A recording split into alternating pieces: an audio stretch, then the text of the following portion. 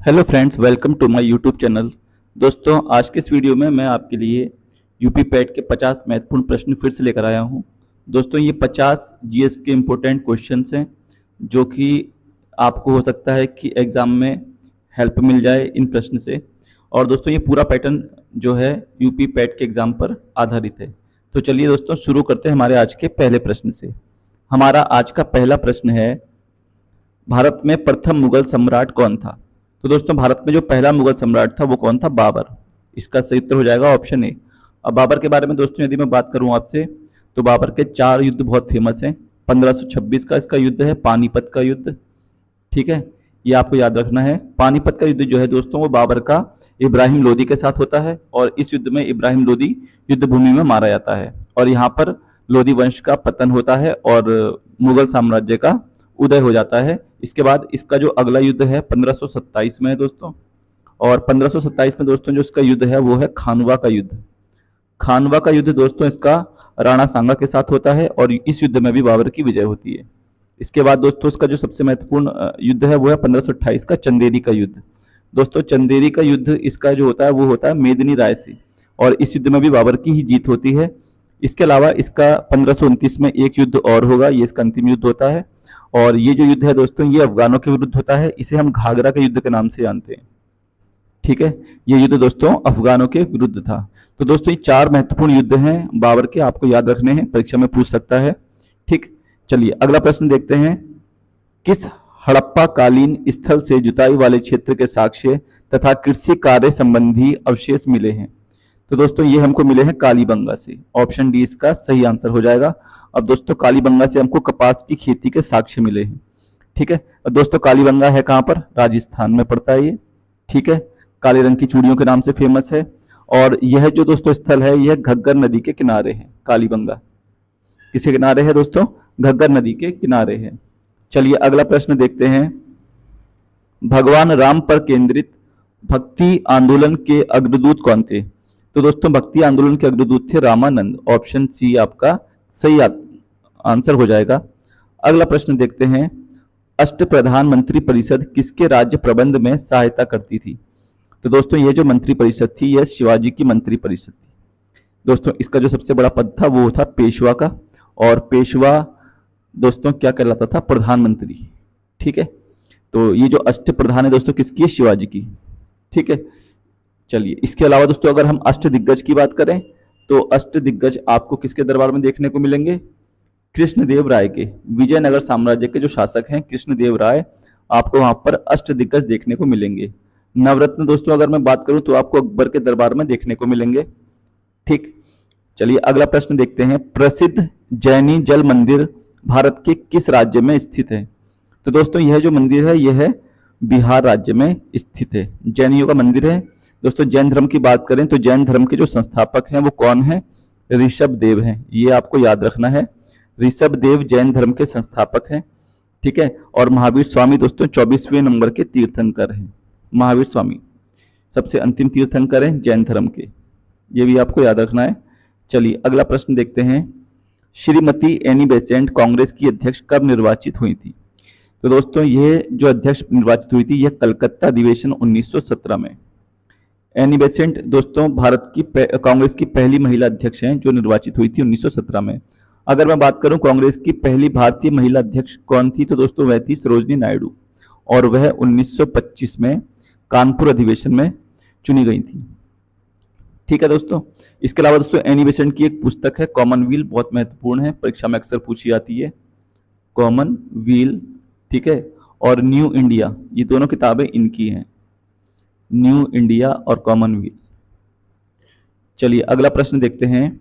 बंगाल का विभाजन कब हुआ था? तो दोस्तों बंगाल का जो विभाजन हुआ था वो 16 अक्टूबर 1905 को हुआ था। ऑप्शन ए इसका सही आंसर हो जाएगा। ठीक है, अगर मैं बात करूं दोस्तों बंगाल से बिहार कब हुआ था अलग, तो वो हुआ था 1912 में। ये भी आपको याद रखना है। अनुशीलन समिति का संबंध किससे है? तो दोस्तों अनुशीलन समिति का संबंध किससे है? पी मित्रा से। ऑप्शन डी इसका सही आंसर हो जाएगा।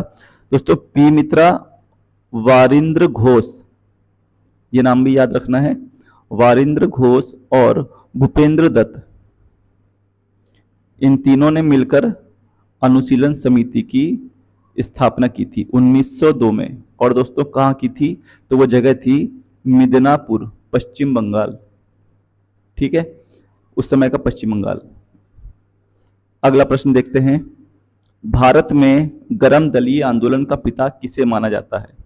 तो दोस्तों गरम दल के आंदोलन का जो पिता मानते हैं वो मानते हैं बाल गंगाधर तिलक को मानते हैं। इनकी दोस्तों एक पुस्तक बहुत महत्वपूर्ण है, गीता रहस्य, ये आपको याद रखना है। ठीक है, अगला प्रश्न देखते हैं दोस्तों, गदर पार्टी के एक प्रमुख नेता इनमें से कौन थे? तो दोस्तों गदर पार्टी के जो प्रमुख नेता हैं लाला हरदयाल हैं, सोहन सिंह भाकना है। गदर पार्टी की स्थापना 1913 में हुई थी। ठीक है, सैन फ्रांसिस्को में इसका मुख्यालय हुआ था, वहीं स्थापना हुई थी। सैन फ्रांसिस्को अमेरिका में है। ठीक है, तो ये हम याद रखेंगे, लाला हरदयाल और सोहन सिंह भाकना। दोस्तों मानस किस नदी की सहायक नदी है? तो मानस दोस्तों किसकी सहायक नदी है? ब्रह्मपुत्र की। ब्रह्मपुत्र झील का उद्गम दोस्तों कहां से होता है? तो इसका उद्गम होता है मानसरोवर झील के पास से। ठीक है, एक ग्लेशियर है दोस्तों वहां पर जिसका नाम है चेमा युंगडुंग ग्लेशियर, ये अभी आपको याद रखना है।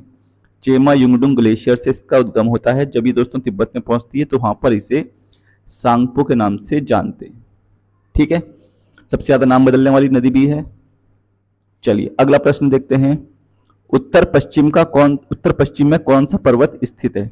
तो दोस्तों उत्तर पश्चिम में जो पर्वत स्थित है वो है अरावली पर्वत। ठीक, ऑप्शन ए इसका बिल्कुल सही आंसर हो जाएगा। अगर मैं बात करूं कि अरावली पर्वत का सबसे ऊंचा शिखर कौन सा है, तो वो है दोस्तों गुरु शिखर। कौन सा है? गुरु शिखर। भारत की सबसे ऊंची चोटी दोस्तों कौन सी है? K2 या गॉडविन ऑस्टिन, लेकिन ये विवादित है। ठीक है, इसके अलावा दूसरी कौन सी है दोस्तों? कंचनजंगा। ठीक, चलिए अगला प्रश्न देखते हैं, केंद्र सरकार द्वारा नई वन नीति की घोषणा किस वर्ष की गई थी? तो दोस्तों ये की गई थी 1988 में, नई वन नीति। ठीक है दोस्तों, भारत में दोस्तों जो मैं बताऊं, यदि आपको सबसे अधिक वन किस राज्य में मिलते हैं, तो दोस्तों वह मिलते हैं मध्य प्रदेश राज्य में। सर्वाधिक वनों वाला जो राज्य है वो कौन सा? मध्य प्रदेश। वन अनुसंधान संस्थान की अगर मैं बात करूं दोस्तों तो वो कहां पर है? देहरादून है। इसकी स्थापना 1906 में हुई थी, ये भी आपको याद रखना है। ठीक है, अगला प्रश्न देखते हैं, सिंहभूम झारखंड में है, यह किसके लिए प्रसिद्ध है? तो दोस्तों यह प्रसिद्ध है तांबे के लिए। ऑप्शन सी इसका करेक्ट आंसर हो जाएगा। नेक्स्ट क्वेश्चन देखते हैं, भारत में पहली बार जाति आधारित जनगणना कब हुई थी? तो दोस्तों जाति आधारित जनगणना की शुरुआत 1931 में हुई थी। जनगणना जो है दोस्तों वो किसका विषय है? संघ सूची का विषय है, ये भी आपको याद रखना है। जनगणना संघ सूची का विषय है।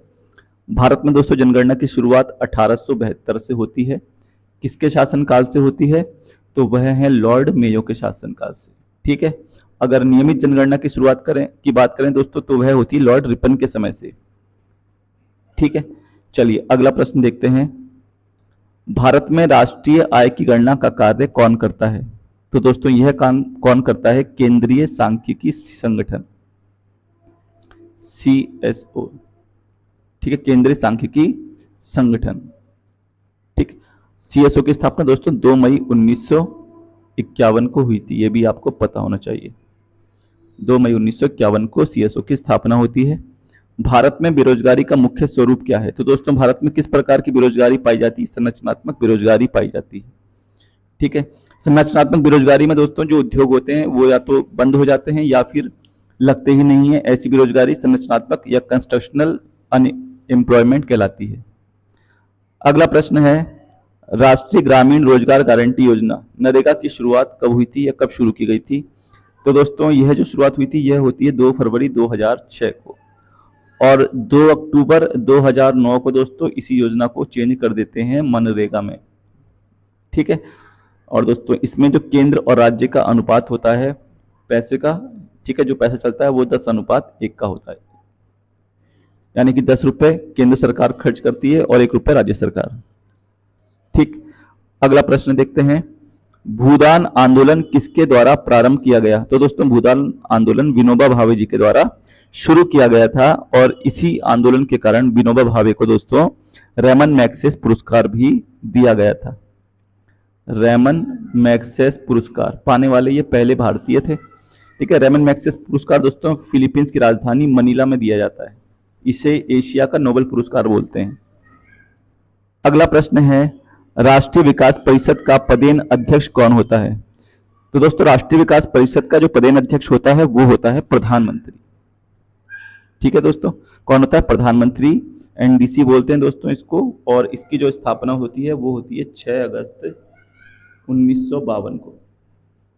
इसका काम दोस्तों क्या होता है? जो योजना आयोग जो भी पंचवर्षीय योजना का प्रारूप तैयार करती है उसको फाइनली जो ऑथराइज करता है, ठीक है, वो कौन करता है? एनडीसी करता है, राष्ट्रीय विकास परिषद करता है। चलिए अगला प्रश्न देखते हैं, संविधान सभा की प्रथम बैठक कब हुई थी? तो दोस्तों संविधान सभा की पहली बैठक 9 दिसंबर 1946 को हुई थी और इसी दिन संविधान सभा का गठन हुआ था। तो ऑप्शन ए दोस्तों हमारा क्या हो जाएगा? सही आंसर हो जाएगा। ठीक है, अब दोस्तों अगर मैं आपसे पूछूं कि संविधान सभा के अस्थायी अध्यक्ष कौन थे, तो दोस्तों वह कौन थे? सच्चिदानंद सिन्हा। ठीक है, सच्चिदानंद सिन्हा। इसके बाद दोस्तों 2 दिन के बाद 11 दिसंबर को जो राजेंद्र प्रसाद हैं दोस्तों उनको स्थायी अध्यक्ष नियुक्त कर दिया गया था। ठीक है, तो ये देखेंगे आप, पहला स्थायी अध्यक्ष कौन था? राजेंद्र प्रसाद। चलिए अगला प्रश्न देखते हैं, संविधान सभा में राष्ट्रीय गान को कब स्वीकार किया गया? तो दोस्तों राष्ट्रीय गान को स्वीकार किया था 24 जनवरी 1950। ऑप्शन ए बिल्कुल करेक्ट आंसर होगा। ठीक है, इसके अलावा दोस्तों जो राजकीय चिन्ह है हमारा उसे 26 जनवरी 1950 को स्वीकार किया गया था। ठीक है, ये भी आप याद रखेंगे। राष्ट्रीय गान को राजकीय चिन्ह को 26 जनवरी 1950 को स्वीकार किया गया था। ठीक, चलिए अगला प्रश्न देखते हैं, संपत्ति के अधिकार को किस संविधान संशोधन द्वारा हटा दिया गया था? तो दोस्तों यह 44वें संविधान संशोधन 1978 द्वारा इसको हटा दिया गया है। ठीक है, और अब इसे क्या बना दिया गया है? कानूनी अधिकार बना दिया गया है और इसे आर्टिकल 300A में रखा गया है। ये भी आप याद रखेंगे। अगला प्रश्न है, राष्ट्रपति पर नेक्स्ट क्वेश्चन है दोस्तों, राष्ट्रपति पर महाभियोग का आरोप संसद के किस सदन द्वारा लगाया जाता है? तो दोस्तों इस पर जो आरोप लगाया जाता है ये लगाया जाता है किसी भी सदन के द्वारा। तो ऑप्शन सी जो है वो हमारा सही आंसर हो जाएगा। अब दोस्तों जो महाभियोग है वो किस अनुच्छेद के तहत लगाया जाता है? तो दोस्तों ये जो अनुच्छेद है ये अनुच्छेद है 61।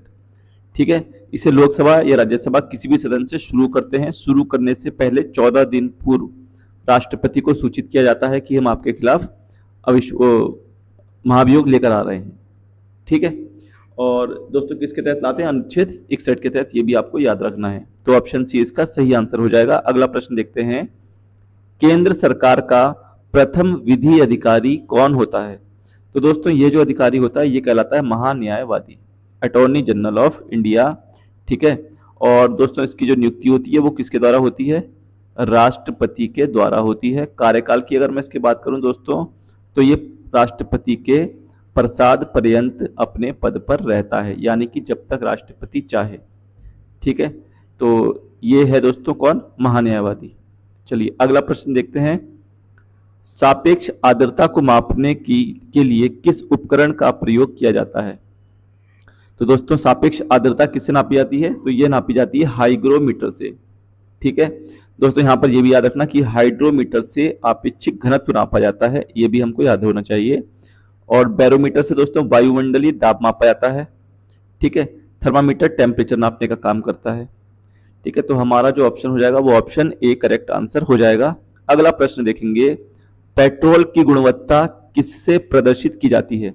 तो दोस्तों पेट्रोल की जो गुणवत्ता होती है वो ऑक्टेन नंबर से, यानी कि ऑक्टेन संख्या से व्यक्त की जाती है।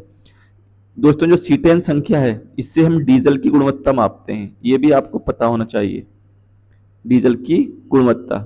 ठीक है, अगला प्रश्न देखते हैं, किस रक्त समूह को सर्वदाता यानी कि यूनिवर्सल डोनर कहा जाता है?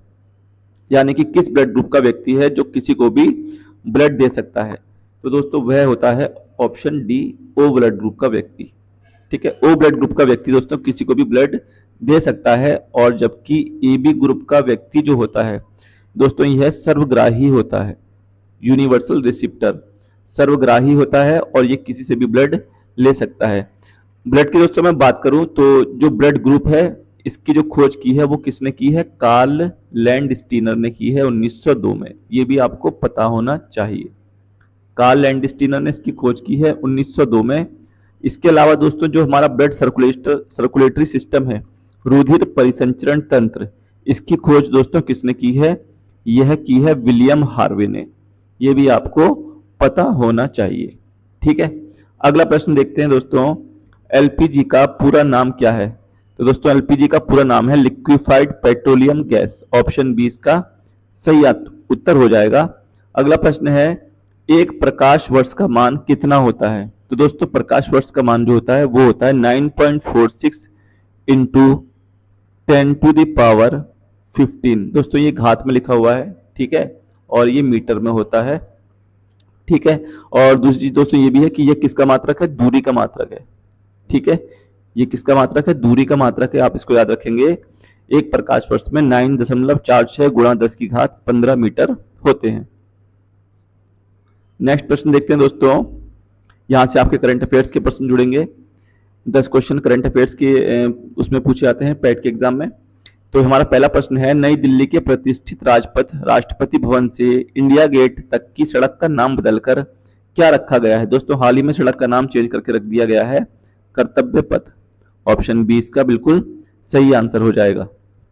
ठीक, अगला प्रश्न देखेंगे, अग्निपथ योजना 2022 कब शुरू की गई थी। तो दोस्तों यह जो योजना थी वो शुरू की गई थी 14 जून 2022 को। सी इसका एकदम बिल्कुल सही उत्तर हो जाएगा। अगला प्रश्न है, महिला आरक्षण विधेयक का आधिकारिक नाम क्या है। तो दोस्तों यह विधेयक जिस नाम से आया है उसका नाम है नारी शक्ति वंदन अधिनियम। ऑप्शन सी इसका सही उत्तर हो जाएगा एकदम। अगला प्रश्न है, सशस्त्र सेना झंडा दिवस कब मनाया जाता है। तो दोस्तों सेना झंडा दिवस जो हम हर साल मनाते हैं वह हम मनाते हैं 7 दिसंबर को। ऑप्शन बी इसका सही उत्तर हो जाएगा। 26 जनवरी को दोस्तों गणतंत्र दिवस, 15 अगस्त को स्वतंत्रता दिवस और 23 मार्च को दोस्तों शहीद दिवस के रूप में मनाया जाता है। अगला प्रश्न है, अंतरराष्ट्रीय योग दिवस कब मनाया जाता है। तो दोस्तों अंतरराष्ट्रीय योग दिवस मनाया जाता है हर साल 21 जून को। ठीक है, हर साल कब मनाया जाता है, 21 जून को। दोस्तों 21 जून को जो सूर्य होता है वो कर्क रेखा पर लंबवत होता है और इस दिन उत्तरी गोलार्ध में सबसे बड़ा दिन होता है, और यही कारण है कि हम हर साल 21 जून को अंतर्राष्ट्रीय योग दिवस को मनाते हैं। अगला प्रश्न है, शांति निकेतन की स्थापना किसने की थी। तो दोस्तों शांति निकेतन की स्थापना किसने की है, रविंद्रनाथ टैगोर ने की है। ऑप्शन सी इसका एकदम सही उत्तर हो जाएगा। ठीक है, और दोस्तों इसको भारत का 41वां, ये भी आपको याद रखना है, यूनेस्को धरोहर स्थल सूची में शामिल किया गया है। ठीक है, कौन सा 41वां, 42वां दोस्तों क्या है, होयसल मंदिर। ये बिल्कुल लेटेस्ट है 42वां वाला। होयसल मंदिर समूह को 42वां दोस्तों यूनेस्को धरोहर स्थल घोषित किया गया है। ठीक, चलिए अगला प्रश्न देखते हैं, नए संसद भवन के वास्तुकार कौन है। तो दोस्तों यह है बिमल पटेल। ऑप्शन बी एकदम सही उत्तर हो जाएगा इसका। अगला प्रश्न है, सेना में पहली महिला कॉम्बैट एविएटर कौन बनी है। तो दोस्तों यह बनी है अभिलाषा बराक। ऑप्शन ए इसका सही आंसर हो जाएगा। ठीक, अगला प्रश्न है, विश्व तंबाकू निषेध दिवस कब मनाया जाता है। तो दोस्तों यह मनाया जाता है प्रत्येक वर्ष 31 मई को, नो टोबैको डे। ठीक है, नो टोबैको डे मनाया जाता है प्रत्येक वर्ष 31 मई को। अगला प्रश्न है, अंतरराष्ट्रीय कन्वेंशन एवं एक्सपो सेंटर यशो भूमि कहाँ स्थित है। तो दोस्तों यह स्थित है नई दिल्ली में। ऑप्शन सी इसका एकदम सही आंसर हो जाएगा। अगला है दोस्तों, व्यास सम्मान पाने वाली भारत की प्रथम महिला कौन थी। तो दोस्तों यह जो थी इनका नाम है चित्रा मृदुगल। चित्रा मृदुगल व्यास सम्मान पाने वाली भारत की पहली महिला है। ठीक है, चलिए अगला प्रश्न देखते हैं, जीएम फसलों के बारे में हम सुनते हैं, जीएम से क्या तात्पर्य है। दोस्तों जीएम से तात्पर्य होता है जेनेटिकली मॉडिफाइड। ठीक है, ऑप्शन बी हमारा सही आंसर हो जाएगा। अगला प्रश्न हम देखते हैं, रुक्मणी देवी का संबंध किस नृत्य से है? तो दोस्तों रुक्मणी देवी का संबंध किससे है? भरतनाट्यम से। और भरतनाट्यम दोस्तों किस राज्य का शास्त्रीय नृत्य है?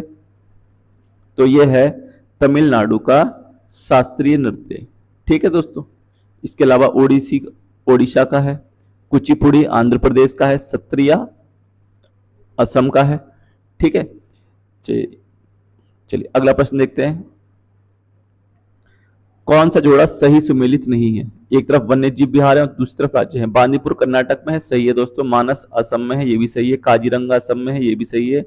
सिमली पॉल दोस्तों ओडिशा में है, ये आपको याद रखना है। सिमली पॉल कहां पर है दोस्तों? ओडिशा में है। तो ऑप्शन डी हमारा सही आंसर हो जाएगा। अगला प्रश्न है, विश्व विरासत स्थल पशुपतिनाथ मंदिर कहाँ है?